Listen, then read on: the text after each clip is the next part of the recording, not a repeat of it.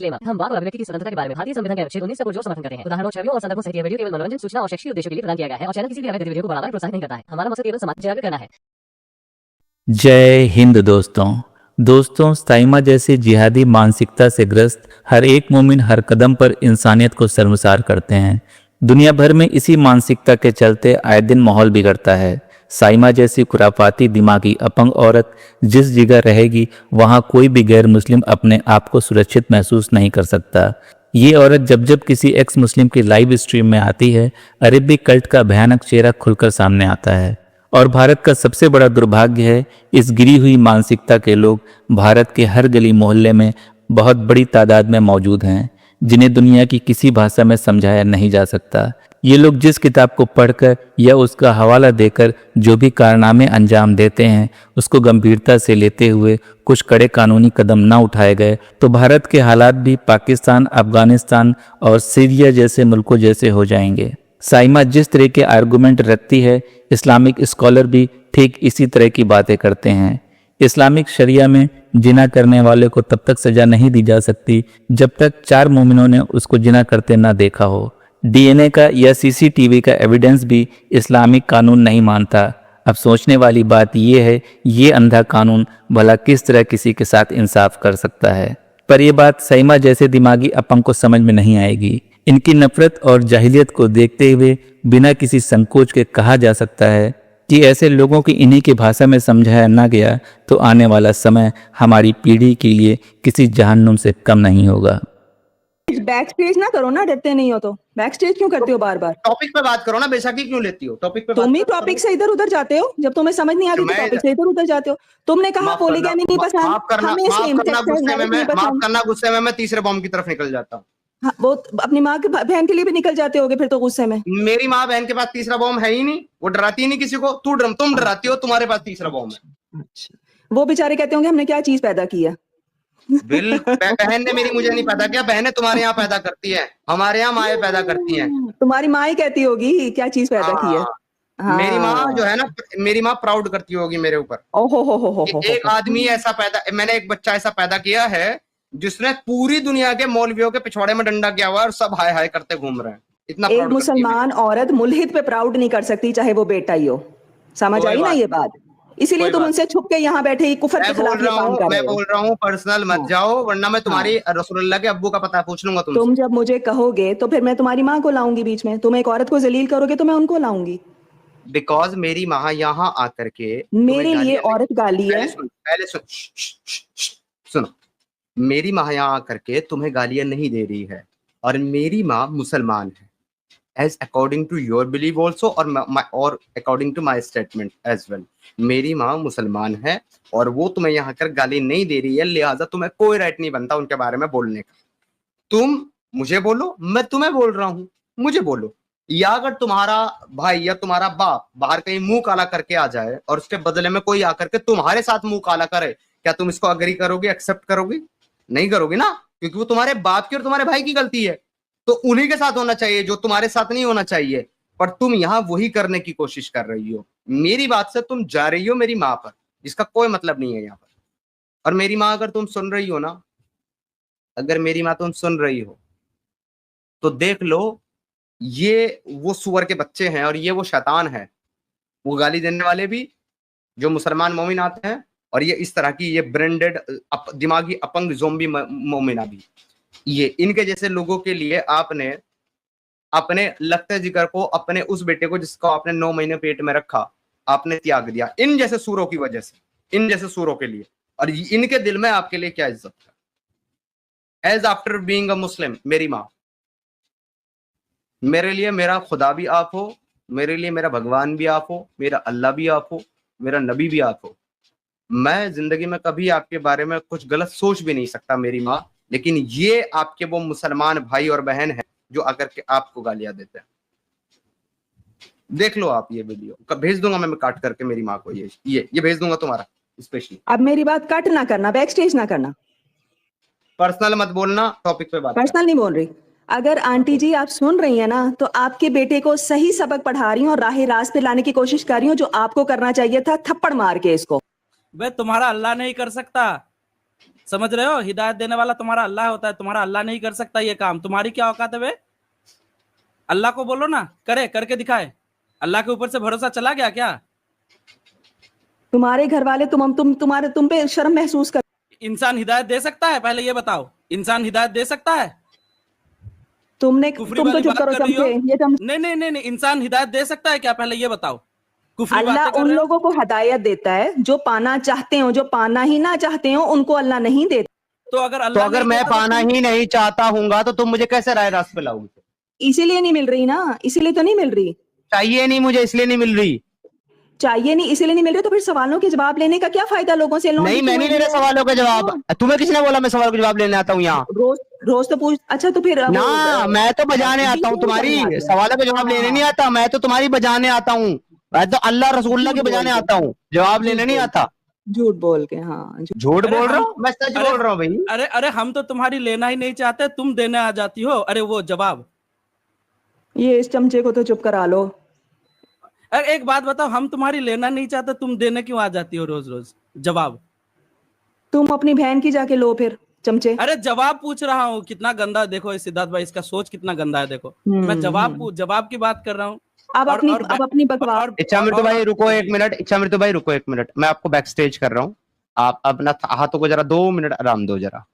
साइमा, मैं तुम्हें बता चुका हूँ, बहनों की लेने का रिवाज हमारे यहाँ नहीं है, तुम्हारे यहाँ है। हमारे यहाँ भी नहीं है। तुम्हारे यहाँ भी है? हमारे यहाँ भी नहीं है। चाचा की कुरान बेटी, मजीद में से दिखाओ, क्या चाचा कुरान की मजीद में बेटी से दिखाओ बहन भाई। नहीं होती? चाचा हम की लोग बेटी बहन नहीं मानते, होती? हम में कजन्स हो। एग्जैक्टली जैसे तुम नहीं मानते चाचा की बेटी बहन होती है, वैसे ही हम नहीं मानते कि पॉलीगमी अच्छी चीज है। आई बात समझ में अब? तो लिहाजा अगर हमारे बोलने से तुम पे कोई फर्क नहीं पड़ता कि वो बहन है, उसी तरीके से तुम्हारे बोलने से हम पे कोई फर्क नहीं पड़ता कि पॉलीगमी अच्छी चीज है। आई बात समझ में? तो अगर तुम्हें अच्छी नहीं लगती तो वो अकॉर्डिंग टू लॉ तो ठीक है। तो अगर तुम्हारे कंट्री में जो लॉज है हमें अच्छे नहीं लगते, वो तुम लोगों के लिए ठीक है, सिंपल। तो हम तो नहीं कर रहे। तो कंट्री के लॉ मान लो, फिर इस्लाम कहां से आ जाता है बीच में? फिर कंट्री के लॉ मानो। तुम लोग इस्लाम के खिलाफ जाते हो ना, हम तो अच्छा, अगर तुम्हारे सामने 2 ऑप्शन रखे जाएं, एक कुरान का कानून और एक मुल्क का कानून, तो तुम कौन सा मानोगे? हमारे मुल्क में कुरान का कानून ही चलता है ना, यहाँ पे सेम नहीं सेक्स चलता मैरिज तुम्हारे मुल्क में कुरान का कानून? हेलो, नहीं चलता? किसने बोला तुमको तुम्हारे मुल्क में कुरान का कानून चलता है? तुम बताओ कौन सा नहीं चलता? बताओ। लिखा, मैं बताता हूँ। अब अपना म्यूट कर लो। सुनो, तुम्हारा जो मुल्क है ना पाकिस्तान, वो एक इस्लामी जमहूरियत मुल्क है, इस्लामिक शरिया मुल्क नहीं है। तुम्हारे यहाँ पर मुकम्मल तौर पर इस्लामिक शरीयत नाफिज नहीं है, तो तुम्हारा मुल्क अंग्रेजों के बनाए हुए कॉन्स्टिट्यूशन से चलता है, इस्लामी शरीयत से नहीं चलता। जाकर के पहले पढ़ाई लिखाई कर लो। सबूत दो, कौन सा ऐसा रूल है जो इस्लाम के खिलाफ है और यहाँ पे चलता है? सबूत दो। सबूत तुमको इंटरनेट पे मिल जाएगा। नहीं इंटरनेट में मैं नहीं जाती तुम्हारी तरह। तो मुझे सबूत दो कि ऐसा कौन सा अपने मौलवियों से पूछ लो जो रात दिन बैठ करके टीवी पर चिंघाड़ते हैं कि आज 75, सुन लो पहले जवाब, आज 75 साल गुजरने के बाद भी हम पाकिस्तान को एक इस्लामिक शरीयत मुल्क नहीं बना पाए। लानत है हम पर। उन मौलवियों से जाके पूछो, जाओ। तो उनका मतलब यह है कि लॉ तो बने हुए हैं, लेकिन अगर लोग उसको थोड़ी बहुत प्रैक्टिस कुछ मामलों में नहीं बने हुए। अब देखो सुनो, प्यार से बात करो। अब सुनो, मेरी बहन, लॉ नहीं बने हुए हैं। अगर लॉ बने हुए तो लॉ फॉलो किए जाते। लॉ नहीं बने हुए आपके यहाँ पर। आपके यहाँ पर 75% आज भी अंग्रेजों का कानून है। एंड अनफॉर्चुनेटली और बदकिस्मती से हमारे हिंदुस्तान में भी आज भी 75% ब्रिटिश कानून है। ब्रिटिश कानून हमारे देश में भी। अंग्रेजों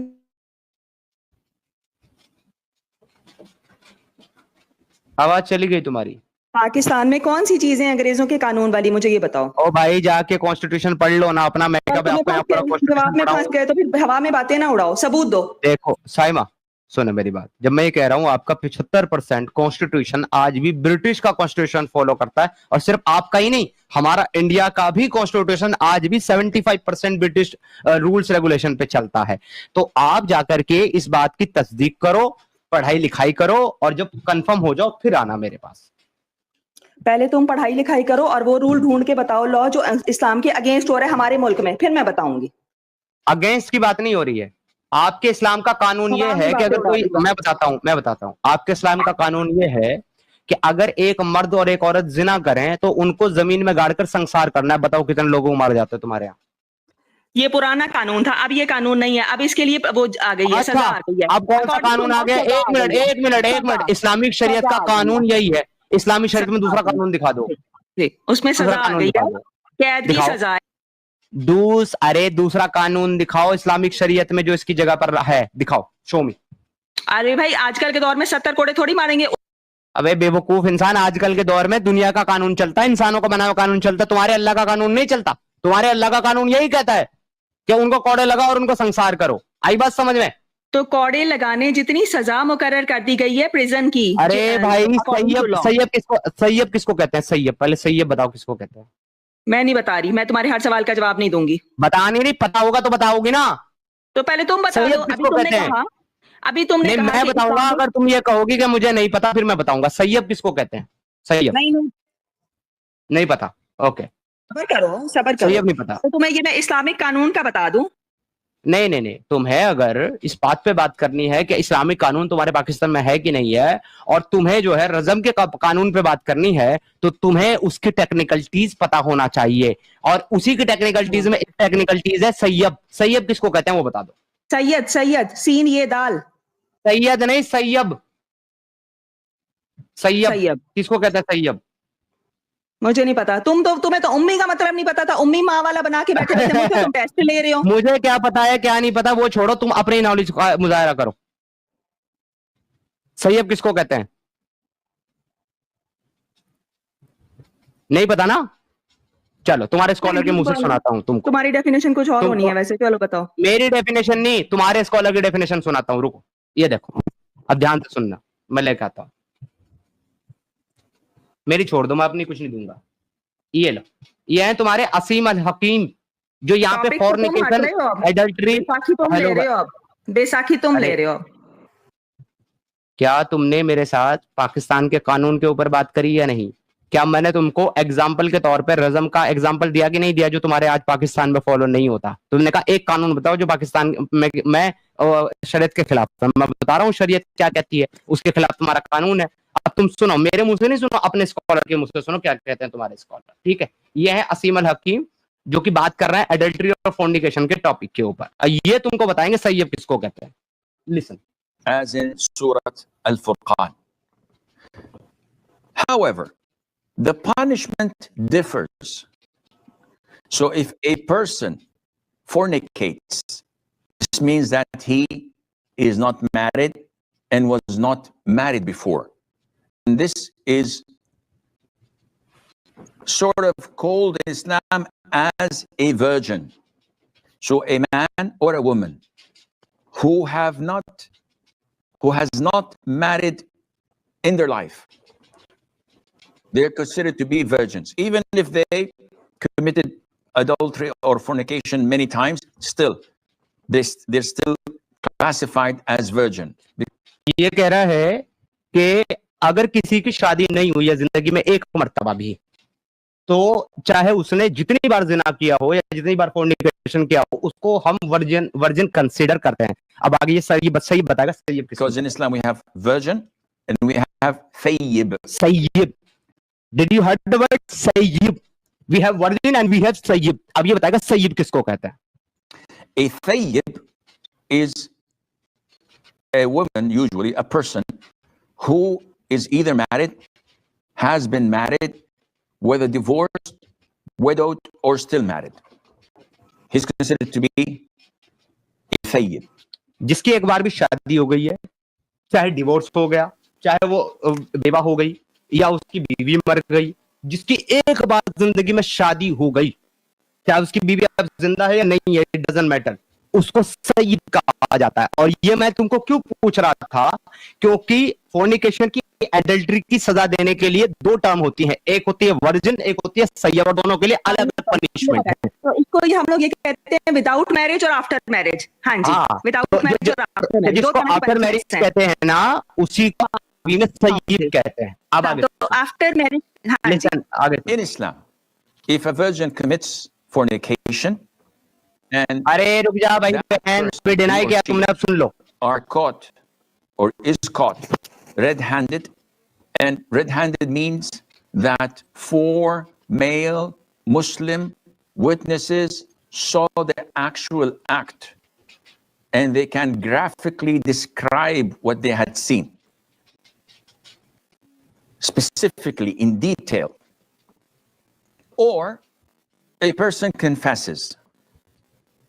So it's one of the two. We don't refer to DNA. We don't believe in video footage. It has to be 4 eyewitnesses, male and Muslims, or a confession. या तो कोई दोनों में से आकर के इकबाल जुर्म कर ले, मर्द या औरत, कि हमने जिना किया है, उसे कहते कन्फेशन। या तो फिर दूसरी शरायत ये है, किसी ने जिना किया, एडल्ट्री की है, इसको कंफर्म करने के लिए 4 मर्द मुसलमान की गवाही, जिन्होंने रेप होते हुए या फॉर्निकेशन होते हुए अपनी आंखों से देखा और वो ग्राफिकली इन डिटेल डिस्क्राइब कर सकें, इन डिटेल डिस्क्राइब कर सकें कि उन्होंने क्या देखा। अगर ऐसा होता है तो सजा दी जा सकती है फॉर्निकेशन और एडल्ट्री की। यह है इस्लामिक शरीयत। क्या तुम्हारे पाकिस्तान में फॉर्निकेशन एडल्ट्री की सजा इस तरीके से दी जाती है? इस्लाम में जो लॉज कोर्ट ने फिक्स किए, पाकिस्तान में इस तरीके से सजा दी जाती है, हाँ या ना? तो मुझे पहले तुमने मुझसे मतलब पूछा ना ना ना ना, सैयब का मतलब हो गया। अब भागने की कोई जगह नहीं है साइमा।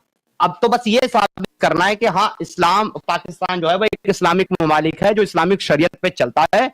उसके लिए आपको मुझे ये दिखाना होगा कि आपके यहाँ पर एडल्ट्री और फोर्निकेशन की सजा पाकिस्तान में इस तरीके से दी जाती है। मैं प्रूफ करती हूँ, इस तरीके से दी जाती है या जो भी देती है, अभी बताती हूँ। करो, पहले तो मुझे ये बताओ। जो भी नहीं, हाँ बताओ। नहीं नहीं, पहले नहीं, पहले बाद में कुछ नहीं, सब कुछ बाद में। पहले सिर्फ ये कि क्या इस तरीके से सजा दी जाती है तुम्हारे पाकिस्तान में, तो मैं मान लूंगा कि तुम्हारे इस्लाम, तुम्हारे पाकिस्तान जो है तुम्हारी मर्जी नहीं चलेगी, हर तरफ तुम्हारी मर्जी नहीं चलेगी। तुमने मुझसे पूछा, तुम्हारी बदमाशी भी नहीं चलेगी। अब तो मुझे बताओ, बिदून जवाज का मतलब क्या होता है? इसी का एक पार्ट है बिदून जवाज, बताओ। बिदून जवाज का मतलब, बिदून जवाज का मतलब होता है शादी के बाद। तुम्हारी तरह अनपढ़ थोड़ा ही हूं मैं। तुम्हें क्या लगता है तुम्हें तो अनपढ़ है? ये पूछो कि पाकिस्तान में ऐसा सजा दिया जाता है कि नहीं। अगेन माय क्वेश्चन, क्या तुम्हारे पाकिस्तान में ऐसा सजा दी जाती है? हाँ भाई, रुको मैं बताती हूँ सजा क्या है, वो बताती हूँ। वेट करो जरा, सजा क्या है वो बताती हूँ। सजा क्या है, सजा क्या है वो नहीं पूछ रहा। एक मिनट, सजा क्या है उस पर मैं भी नहीं गया। अभी मैं ये पूछ रहा हूँ कि क्या इस तरीके से सजा दी जाती है 4 male and Muslim I witness who can describe graphically what they had seen, इस तरीके से दी जाती है या नहीं? बस इतना बता। अच्छा, मेरी आवाज कट रही है क्या मृत्यु भाई? जो कोर्ट्स में अब है इम्प्रिजन, एक सेकंड, मुझे म्यूट मत करो। अरे कोर्ट में इम्प्रिजनमेंट, अरे भाई एक सेकंड रुक जाओ भाई। इम्प्रिजनमेंट वो भी तो अंग्रेजों का सजा ना, इस्लाम का सजा थोड़ी ना है। कंटिन्यूअसली ये आपसे 5 बार 6 बार पूछा गया कि इस्लामिक तौर तरीके से सजा दिया जाता है कि नहीं। आपने कहा कि हाँ दिया जाता है, फिर आप बोल रहे हो कि अंग्रेजों का सजा दिया जाता है। इम्प्रिजनमेंट अंग्रेजों का लाया हुआ है। मैं वापस आता हूँ, मेरी आवाज कट रही, मैं वापस आता हूँ। प्यार से बात कीजिएगा। अच्छा मित्र भाई, कोई बात नहीं, लड़की है, प्यार से बात कीजिए प्लीज। मैं एक सेकंड पॉइंट पे रहे ना, तब तक बैक स्टेज रहे भाई। ये भाई बड़ा दिमाग खाती है। सीधी सी बात है, सिंपल सी बात पूछा गया। साइमा देखिए, मैं कूल होता हूँ। आपने कहा कि इस्लामिक स्टेट है और जब इस्लामिक स्टेट है तब इस्लामिक तौर तरीके से ही सजा दिया जाएगा। लेकिन अब आप ही अपनी बात को कॉन्ट्रडिक्ट करके बोल रहे हो नहीं नहीं नहीं, वो वाला सजा तो पुराना हो चुका, अभी हम इम्प्रिजनमेंट देते हैं। तो आप तो अपने मुंह से ही उसी चीज को एक्सेप्ट कर रही है जिसके अगेंस्ट में आप बोल रहे हो। कुछ सजाएं ऐसी थी जो जमाने जाहिलियत के हिसाब से ठीक थी। आजकल के दौर में अगर किसी को 100 कोड चेंज हुआ है कि नहीं, पॉइंट ये तो उसको पनिशमेंट के लिहाज से ही उसके अकॉर्डिंग ही चेंज किया गया है इम्प्रिजनमेंट, क्योंकि 100 कोड़े मार के कोई दोबारा वही काम करेगा। वो उस वक्त के हिसाब से सूटेबल थी, क्योंकि उस वक्त मेरी बात, एक मिनट मेरी बहन, उस वक्त लोग जलील होते थे, उनके लिए 100 कोड़े काफी थे। आजकल की जो, ठीक है मेरी बहन, अब तुम मेरी एक बात का जवाब। तुम्हारी गाड़ी में ब्रेक नहीं है क्या? तुम्हें ब्रेक लगाना पड़ेगा। अगर तुम ब्रेक नहीं लगाओगी तो तुम्हारे साथ डिस्कशन नहीं हो सकता है Saima. Just break your back. Okay, देखो साइमा, आप हमको ये बता रही हो कि उसको चेंज करके कौन सा रूल लाया गया है, लेकिन यही तो हमारा आर्गुमेंट है आपके साथ कि आपका जो पाकिस्तानी ममालिक है उसने रूल्स को चेंज कर दिया है और वो दूसरे रूल के ऊपर काम कर रहा है, वो इस्लामिक शरीयत के रूल पे काम नहीं कर रहा है। यही तो आर्गुमेंट था, वो खुद आपने एक्सेप्ट कर लिया तो बात ही खत्म हो गई ना अब। जी साइमा जी, बात समझ आई आपको? इस बात पे मुख्तलिफ स्कॉलर्स ने ही बैठ के इस चीज को डिसाइड किया है कि उस सजा का आजकल के हिसाब से क्या सब्स्टिट्यूट बनता है। आपकी अकल में बात नहीं आ रही तो मैं क्या करूं? 100 कोड़े मार के कौन वो काम छोड़ेगा? अगर कोई सजा अल्लाह ने मुकर्रर की है तो आपके तो किस स्कॉलर को यह हक है? सुन लीजिए, स्कॉलर्स ने की है। हाँ, आपके अल्लाह ने अगर कोई हुक्म दे दिया वाजे तौर पर तो आपके किस स्कॉलर के पास ये हक बाकी रहता है कि वो उस सजा को दूसरी किसी सजा से तब्दील कर दे? हक बाकी इस तरह से रहता है क्योंकि अब जमाना जब चेंज हो गया जनरेशंस के हिसाब से, सेंचुरीज के हिसाब से, तो अब वो सजा अगर कोई चीज फिट नहीं बैठती तो हम उसमें चेंजिंग ला सकते हैं, खत्म नहीं कर सकते उसको। कि हम खत्म कर दें तो वो गलत है, हम खत्म नहीं कर सकते उसको। और ये कानून कहाँ से सीखा आपने? कुरान की कौन सी आयत से आपको ये कानून मिलता है? कुरान की आयत से कैसे मिलेगा? लॉ से मिलेगा ना ये तो। और जो स्कॉलर्स ने रिसर्च किया। एग्जैक्टली, रुक जाओ, अब बात सुनो। जब कुरान की आयत वाजे तौर पर एक हुक्म दे चुकी और वो कुरान दे चुकी जिसने कह दिया कि मां अकमलतु लकुम दीनुकुम, हमने दीन को मुकम्मल कर दिया और बेहतरीन फॉर्म में तुम्हारे साथ पास पहुंचा दिया। मैंने अपना जवाब दे दिया, तुम्हारी अकल में नहीं। अरे एक सेकंड यार, बीच में मत बोला करो, फटा मत करो, ठीक है? भागना है तो भाग जाओ, फटा मत करो बीच में। तो जब तुम्हारा कुरान कह चुका है कि दीन एक्चुअल में परफेक्ट फॉर्म में तुम तक पहुंचा दिया गया और उसके अंदर अब तब्दीली नहीं हो सकती, ठीक है, तो फिर अब आप कैसे उसको तब्दील कर सकते हो जमाने के साथ चल करके? फिर ये तो आप अपने कुरान के खिलाफ जा रही हो ना।